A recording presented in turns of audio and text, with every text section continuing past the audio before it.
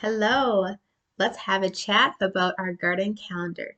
Now, you can choose to add these dates into your typical calendar that you have already or a specific calendar just for your garden. I would recommend that you have a calendar just for your garden so that you can make notes on what worked, what didn't work, or if you want to plant something a week earlier next year. These calendars become a great resource for you to refer back to year after year and remember all of the things that were you wanted to remember, right? So sometimes I'm like, oh yeah, I'll remember that. And then next year I'm like, oh, what did I want to remember about broccoli?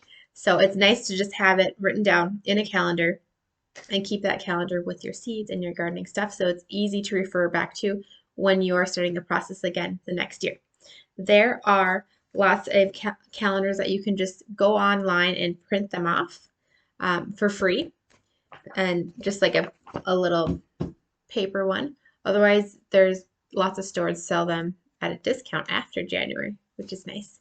So the first part of tracking on the calendar is writing down your start dates. So the dates that you're going to start your seeds.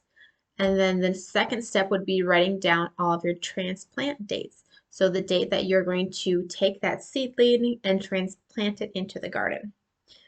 So I like to write down the last frost date and the date that Ethan and I are going to start our garden every year. You can find information on when to plant your seeds on the back of your seed envelope that you get your seeds in, or online too.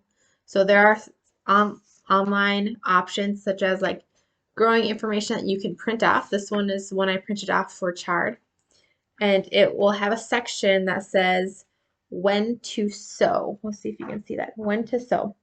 And it will give you tips about soil temperature and things like that, which can be covered with your heat mat, but as well as it will tell you 6 to 8 weeks before your planting date.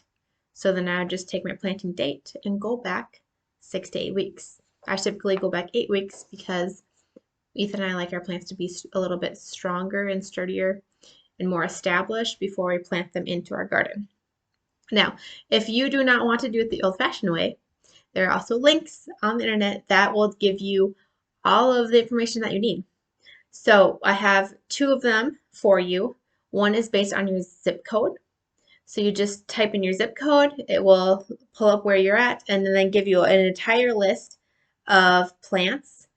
And then you just have to go through, okay, say broccoli, this is when I plant it, right on the calendar, and this is when I start the seed, and you write on the calendar, and, or start seeds, transplant, sorry, and then just keep going down that list for whatever plants that you have.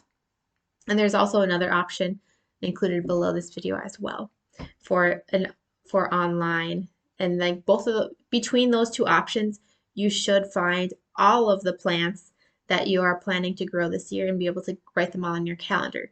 I would strongly suggest you not to skip this step because in the spring, when things get crazy busy and like even in our lives outside of gardening, like graduation parties are happening and it's a transition into summer and activities are starting to pick up and life is starting to get busy again because everybody's ready to be out of the house after the winter, right? So as this busy season picks up, it's really a convenient way not to forget what you have to do because you're using a calendar. So you can just look at the calendar. You don't have to do any math afterwards because you've already taken the time to do it and you know exactly what you need to start that day and exactly when to plant that plant. So it makes it very simple and quick and easy for you to reference, and it helps you keep on track for the entire year. So I will see you in the next video.